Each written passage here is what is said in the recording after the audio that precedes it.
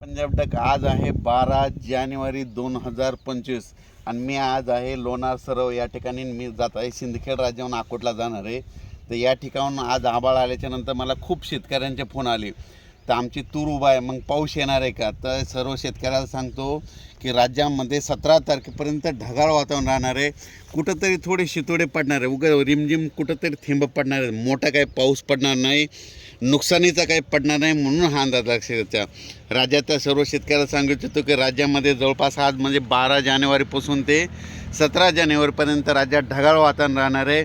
मोठा काही पाऊस पडणार नाही, शेतकऱ्याचं नुकसान होणारा काही पाऊस येणार नाही, त्याच्यामुळे काही घाबरायचे गरज नाही. पण राज्यातल्या सर्व शेतकऱ्याला सांगू इच्छितो की राज्यामध्ये आता आज 12 जानेवारीला पूर्व विदर्भ, पश्चिम विदर्भ, उत्तर महाराष्ट्राकडे काही ठिकाणं उगाच 2-4 थेंब पडतील म्हणून हा अंदाज लक्षात येतात. पण राज्यात खूप मोठा काही पाऊस पडणार नाही, त्याच्यामुळे शेतकऱ्यांनी काही घाबरायचं नाही. ज्यांचा कांदा काढणी चालू असेल त्यांनी कांदा काढा, कारण की एवढा काही मोठा पाऊस पडून तुमचं नुकसान होणार नाही. त्याच्यानंतर ज्यांचे तूर काढायचे त्यांनी तूर देखील काढायला सुरुवात करा, कारण की एवढा काही खूप पाऊस पडणार नाही, नुकसानीचा पाऊस पडणार नाही. फक्त आभाळ आल्यामुळे त्या वातावरणामध्ये धुळीचं प्रमाण असणार आहे, धुकं देखील असणार आहे, दव देखील पडणार आहे, म्हणून हा अंदाज लक्षात यायचा. त्याच्यानंतर 18 तारखेच्या नंतर परत थंडीमध्ये वाढ होत जाणार आहे, म्हणून हा अंदाज लक्षात यायचा. राज्यात मात्र जानेवारीच्या शेवटच्या आठवड्यामध्ये म्हणजे 26 जानेवारीच्या नंतर एकदा मात्र राज्यात चांगलं पावसाचं वातावरण तयार होईल, त्याचा अंदाज आपण नंतर देणार आहे. पण राज्यात मात्र सध्या तरी आज म्हणजे 12 जानेवारी ते 17 जानेवारी दररोज ढगाळ वातावरण राहणार आहे, अंशतः ढगाळ राहणार आहे.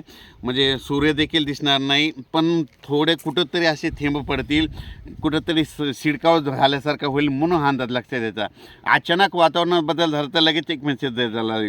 आणि मी आज आलेलो आहे म्हणजे सिंदखेड राज्याहून मला अकोटला जायचं आहे.